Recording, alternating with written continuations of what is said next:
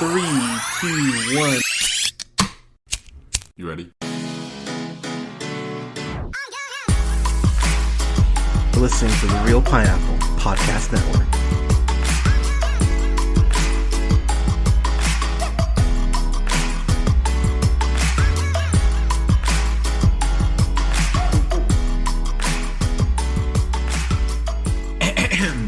Good evening, ladies, gentlemen, theys, and gays. This is the Real Pineapple. This is your humble host, Hunter, here.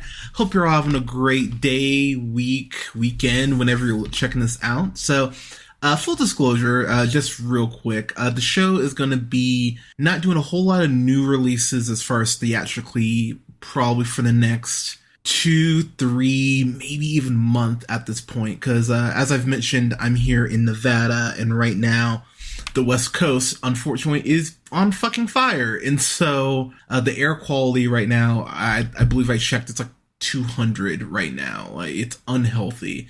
So even going out in the smoke, even going out to see a movie right now is just not feasible. And I'm trying to go ahead and keep my vocal cords working. So there's going to be a lot more home release stuff, more Netflix stuff. But as soon as the fires have become less of a thing and it is safe to go outside, I promise we'll get back to new releases, but just be aware that it'll be a little weird for the next month or so. But with that said, happy Batman Day, everyone. By the time you're listening to this, Batman Day will be a thing. It is, of course, every September, I want to say it's every September 17th. At least it's September 17th this year. And I was thinking about if I wanted to review, Batman 89, or if I wanted to review Dark Knight or Batman Begins. And honestly, I was thinking about it. I went, you know what? I'm going to go back to Batman the Animated Series. Maybe my favorite version of Batman. I have talked about my extreme love for Batman the Telltale series, both seasons 1 and 2, both fucking rule. But I'm going to review one of my favorite episodes of Batman the Animated Series for Batman Day, and that is The Man Who Killed Batman, which is the 51st episode of Batman the Animated Series, which aired on February 1st, 1993. As far as getting to the plot of this is one of those episodes where Batman is only in it for like 10% of the episode. He kind of shows up to set up the whole conflict, and then he's gone for most of it. And one of the things that works so well about this was written by Paul Dini and of course directed by Bruce Timm. There would be these episodes where they would take Batman off the map and go ahead and, maybe make it a Catwoman focused episode or a Batgirl focused episode or Robin or what have you. And what I love about this show is that while, yes, it's called Batman, the Animated Series, they were always confident enough to go, we can take Batman out of an episode and still have an incredible half-hour television. And this is just incredible proof of how you make that whole concept work. So the episode in question goes ahead and follows this I won't even say villain. He's a very small time mobster who shows up at the house of Rupert Thorne, who is one of the big mob bosses, drug kingpins in Gotham. The man in question is named Sidney Debris, who is known early on in the episode as the Man Who Killed Batman, which immediately makes you, as the audience, go, what? Really? This guy? Batman's fighting Killer Croc, the Joker, Poison Ivy, Mr. Freeze, Bane, Court of Owls, and this is the motherfucker who actually gets to kill Batman. And what's so fascinating about it is when you think about the insane amount, I just named off several, the insane amount of rogues that Batman has. So many people want to kill Batman anyway, and the fact that Sidney is so against the fame that he's garnered by, quote, killing Batman, it's a really fascinating just little character study on him, because early on in the episode, even talking to Rupert Thorne, he talks about how he's always just wanted respect. That's all he's ever wanted, to be able to stand out in a room and not have people laugh at him. And the episode does a really good job in a pretty short amount of time of making Sidney surprisingly sympathetic, because he's hanging out with all these mobsters. This one guy, Eddie G, gives him the nickname Sid the Squid, which admittedly kind of has a weirdly awesome ring to it, but it's done definitely in jest too. And Sid just wants respect. It's so simple. Like, that's all he really wants. And the fact that killing Batman, quote unquote killing Batman, garners him this respect and he doesn't want it, it's really one of those be careful what you wish for aspects. And I really love the way the episode plays with that. Basically, Batman falls in, catches up on this whole drug bust, and Sydney is left out as bait. And it's really it's really fucked how the mobsters do it. They basically go, yeah, go up there, you'll be fine. And they all are basically whispering to each other like, oh, thank God, Batman's gonna be so busy, whipping the shit out of this guy that we can go ahead and get our drugs. Which, again, fucked, but pretty funny. And, there's no honor amongst thieves, so it's in no way surprising. So Batman, of course, does go to beat him up, but Sydney ends up falling off the roof, and Batman catches him. And through a almost Eugene from Hey Arnold level of, are you serious? Batman goes ahead and appears to collide with this gas tank. This gas tank. It explodes. All the mobsters like, holy shit. And what's amazing is that when Sydney is trying to go ahead and keep from falling off this roof, he's grabbing at Batman's cape, pulls Batman's cowl off as he goes ahead and falls near this propane tank and appears to die. And so the rest of the episode is really about the Joker just losing his shit because, and this is what I love about the Joker. The Joker's always wanted to kill Batman. I mean, they have their back and forth. It's one of the best back and forths in comics. And one of the things I love is that the Joker, in theory, should be ecstatic. Batman is dead. Batman is gone. He no longer has to deal with him. He can go ahead and get whatever he wants, in theory. And the Joker is so pissed off that A, he didn't kill Batman. B, Batman died really accidentally, which is almost even more infuriating to him. And C, the fact that there's no longer that back and forth.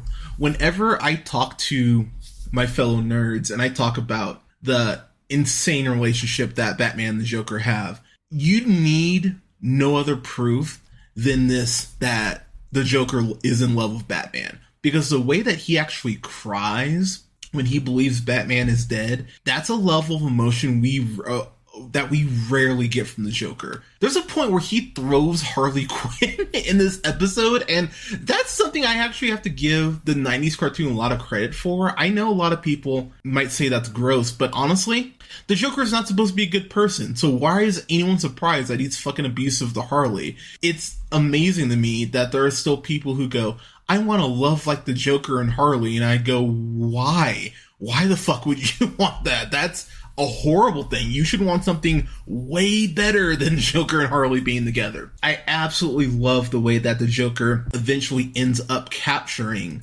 Sydney and wants to kill him, goes to kill him strictly because he killed Batman. And it leads to one of my favorite monologues, the eulogy that Joker gives about Batman. So I'm going to read it in full. So before I get to that real quick, one of the nicest touches about this episode, and it's subtle, but it makes me laugh every time. They put Batman's casket, or Batman's cowl in the casket, and then Joker tapes a kick me sign to it. And I think that's the funniest fucking thing, and it kills me whenever I see it, because it's so Joker. It's just that little extra to make you go, oh yeah, we are still dealing with the Joker here. So this is the Joker's eulogy, word for word. Dear friends, today is the day that the clown cried, and he cries not for the passing of one man, but for the death of a dream. The dream that he would someday taste the ultimate victory over his hated enemy. For it was the Batman who made me the happy soul that I am today. How I agonize over the perfect way to thank him for that. Perhaps with a cyanide pie in the face, or an exploding whoopee cushion playfully planted in the Batmobile, which, that line in particular, because you just think about, it makes me think of Batman Returns, how Penguin puts the exploding ducks in the Batmobile. I love that scene, but very funny, very Joker. So, and at this point, you see the Joker's face start to really just morph and twist, and he just becomes disgusted the way he's looking at Sydney. And it's one of my favorite reactions from the Joker because it's a true emotion from the Joker. It's not him playing up an act. It's not him being the clown prince of crime. It's him being so goddamn pissed that this fucking clown, pun intended, is the one who actually killed his arch rival, and he can't wrap his head around it. I continue.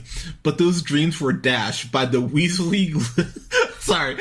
but those dreams were dashed by the Weasley little Gunsel, which, goddamn, sitting there in our midst. That cowardly, insignificant Gonif who probably got lucky when Batman slipped on the slime trail this loser left behind him. This mound of diseased hyena filth who's not fit to lick the dirt from my spats. Like, god damn, that's a Comedy Central roast for your ass right there. The Joker, I love the Joker so much in this, and the Joker's not in it a ton, but it's just enough to make you go, yeah, he really is Batman's greatest rival, and one of the best rogues in the history of comics, because when the Joker finds that balance, to paraphrase X-Men First Class a little bit, when he finds that perfect balance between comedic and just sadist, it makes for some of the most compelling shit. And the Joker, especially in the animated series, I think walks that line perfectly more often than not. But seeing the Joker snap in this way, you go, oh wow, okay. So he continues, but I digress. The time for sorrow has passed. It's time to look to a future filled with smiles, and I'll be smiling again just as soon as we take that man there, points to Sid, and slap him in that box there, points to the coffin, and roll him to that vat of acid there, points to the vat of acid. And then, of course, Sydney starts freaking out, and then the Joker ends that whole spiel by going, alright, that was fun, who wants Chinese? And it's classic Joker in the best way. And what I love is that Batman does show up in that scene to save Sydney, but we actually don't see him on camera. We just see the casket being removed from the acid, so he's saved. This is all a giant workaround because Batman is, the world's greatest detective. Yeah, maybe Sherlock Holmes, but that's a whole other conversation. But it was a whole thing to go ahead and let Sydney just lead him to the aforementioned Rupert Thorne. That's all this was, and Batman used his surroundings to go ahead and swing away from the explosion just before it went off, and went ahead and trailed him. It's fucking brilliant, and when Batman lays that out at the end of the episode, you go, god damn it, Batman's really smart. And it's one of those things where you kind of wonder, obviously, how the writers are going to get Batman back, because obviously Batman can't die. Even when Batman dies, he doesn't die. It's one of those things I went, wow, that's really fucking clever. And the story weirdly has an amazing ending because Batman, of course, is back in the fold, but then Sydney's led to prison because, of course, Batman goes, yeah, you are an accomplice, dude. You don't get to just walk away scot-free from this. It's amazing, though, because as Sydney's led into prison,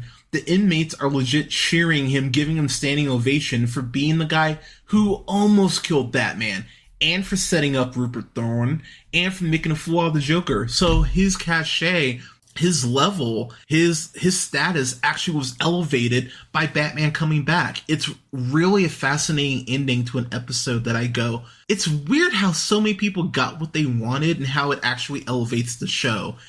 It's a fascinating episode. And it's one of those episodes I go, yeah, I'm going to revisit this. I was really scrolling through all the episodes, figuring out what I wanted to review for Batman Day. And I'm so happy I landed on this one because, goddamn, I had so much fun rewatching this. And I'm going to definitely watch some Batman the Animated Series tomorrow for Batman Day. I'm actually recording this on Friday night. But this was so much fun to revisit and rewatch. This is obviously fan-fucking-tastic. It feels a little weird rating an episode just on an episode of a show, but Batman the Animated Series in general is fan-fucking-tastic, so, who cares?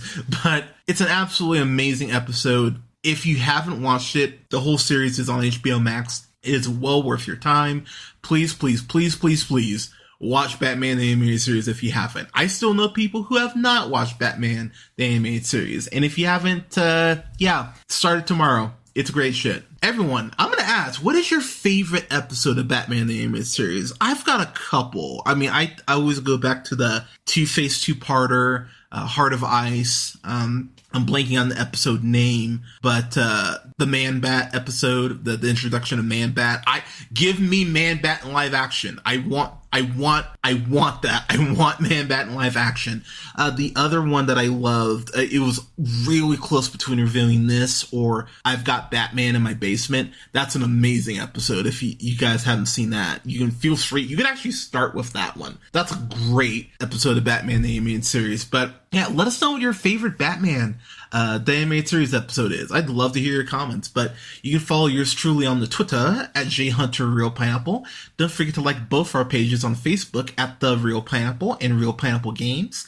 That's REEL Pineapple. Don't forget to follow us wherever you listen to podcasts: SoundCloud, Apple, Google Podcasts, Podbean, Stitcher, iHeartRadio, Spotify, Amazon Music, TuneUp, and Samsung Podcasts at The Real Pineapple. You can follow yours truly at Black Shazam on Letterboxd, and you can follow me on TikTok at Black Shazam 775. Thank you so much for listening, everyone. I'm going to have reviews coming up here for Let the Little Light Shine, which is this amazing documentary I got the pleasure to watch. I'm going to have an interview with the director coming up next week, which I'm so hyped to bring that to y'all. It's a very long interview, so I don't have it up yet, but it's great stuff. I can't wait to bring that to all of you. And then we're going to be getting to the real spooky series for 2022 coming up. So I'm going to be reviewing the whole Scream franchise with my friend Buck. I'm going to be reviewing Halloween Ends, be reviewing the original Halloween, going to be reviewing The House with a Clock in Its Walls, and some other stuff as well. So I'm real excited to bring that to y'all. But everyone, thank you so much for listening. Please stay safe out there. If you are on the West Coast like I am, please wear your mask. Like, the smoke is insane, but please stay safe out there. I know this is a lot, but we will get through this. And if just please, everyone, be safe out there. But thank you so much for your support. I love y'all. Be safe, and we'll talk to you soon.